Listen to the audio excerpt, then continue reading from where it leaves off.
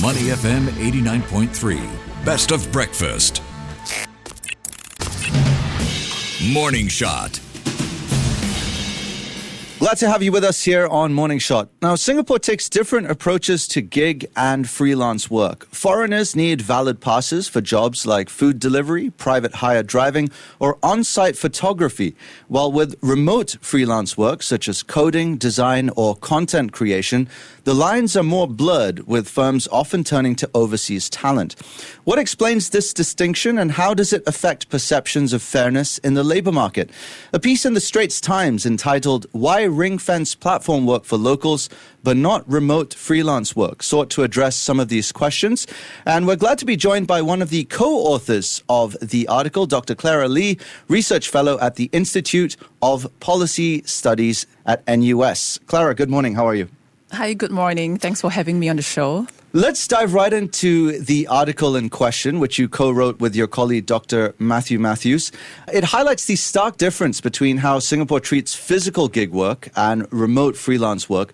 First and foremost, why does this distinction exist, and what's the underlying rationale?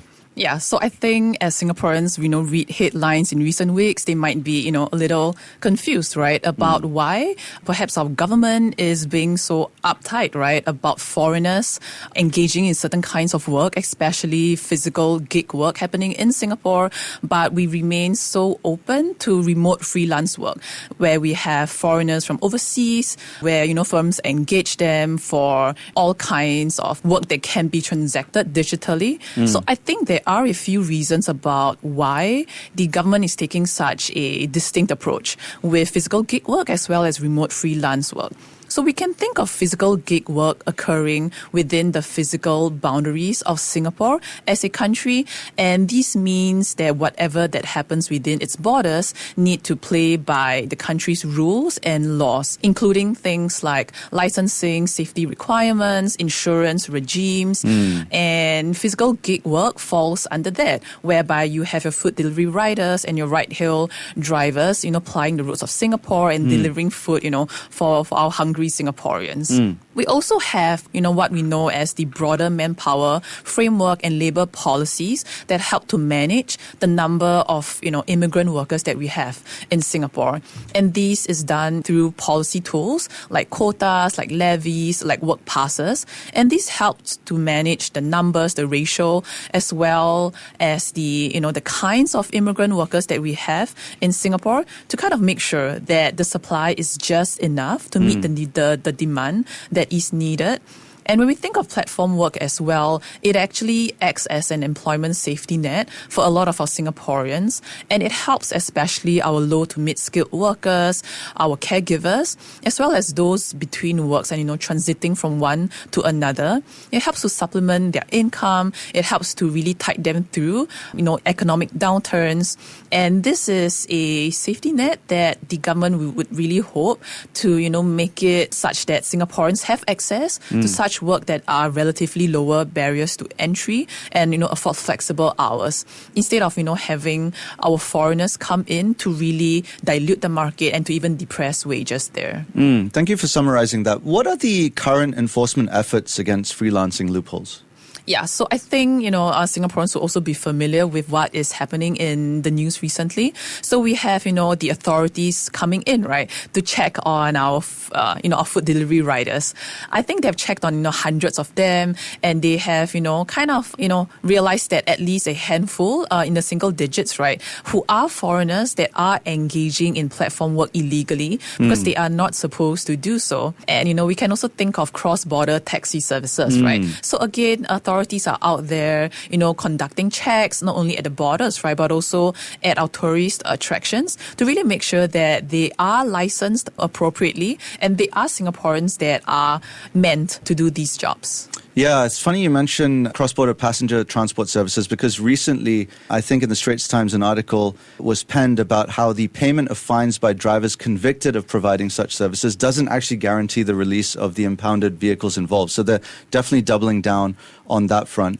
how do these enforcement efforts shape perceptions of fairness in the labor market? Yeah. So I think such, enforcement efforts certainly help to send a signal to Singaporeans that our rules and our laws are not just, for show, but they are being enforced and they are being upheld. And I think this really provides Singaporeans with some degree of confidence that the government is there to protect livelihoods where it can, and it would help to placate some, anxieties about the labor market or even competition from foreigners.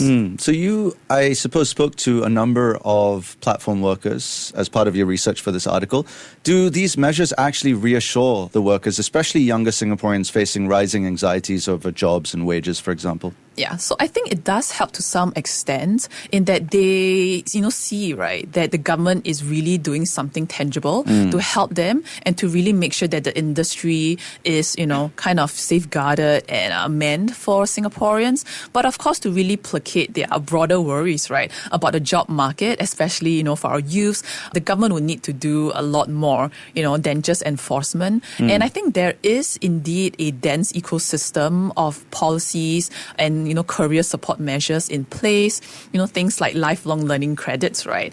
Career transition programs, and, even our graduate traineeships, right? That are being, increasingly introduced and rolled out to kind of really help our Singaporeans, including our youth, to really, prepare them for the workforce, even though it's, time of great uncertainty. Yeah, let's now move to remote freelancing, which some argue exposes locals to cheaper global competition in areas like design and content. How should we think about this risk? Yeah, so I think the government does have a relatively open stance to really global talent, right? That are either really scarce locally or that, our local workforce is just limited in size, right? So it's definitely worthwhile to really tap into overseas talent. And these would help especially our smaller businesses, our small and medium enterprises and our startups as well, that could tap into more niche expertise that are not found locally a much lower cost to, help them compete with the bigger players in the market.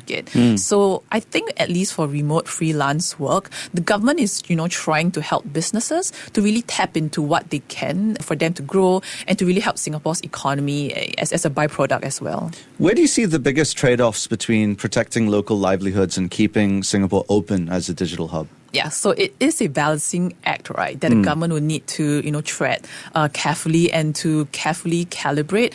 And, this really couches itself well into a broader kind of social bargain, right? In that, yes, we need to keep ourselves open as a small economy that, does not have any natural resources. But at the same time, you also need to care and look after, right, your workers. So I think the government is really trying its best to be open where it can, but also to protect local livelihoods where it can as well. And this, I think, manifests well in our stance with regards to, attracting foreign investments, but also really protecting certain jobs that the government has meant for Singaporeans. Let's turn our attention to technology now. We know the advent of AI has disrupted a number of industries. So with new tech like AI, automation, even autonomous vehicles, do you think today's distinctions between local and global work will still hold? Yeah. So I think we are all kind of familiar with AI, right? And we have, a lot of jobs that are now being, replaced or even augmented by AI or even, being, outsourced and offshored overseas. Yeah. When we think of like physical gig work, they are also to some degree at risk. So as you mentioned, right, things like autonomous self-driving vehicles that, has been in the news a lot and, it might become a reality in the near future. So, even things like drones that will help us deliver our packages and we don't really need maybe humans anymore. So AI is definitely disrupting a lot of industries from the more relatively low-skilled ones to the high-skilled ones. And I think, what needs to be done, it's essentially the same in spirit, but perhaps in a different form, in that the government would need to stay open, still to any opportunities that we can avail ourselves to, but at the same time, prepare our workforce for maybe jobs that are more AI-proof or, AI-augmented roles. AI will certainly make certain jobs obsolete, but it would create a lot of jobs as well. Things like AI ethics, AI supervision, data quality control and cleaning.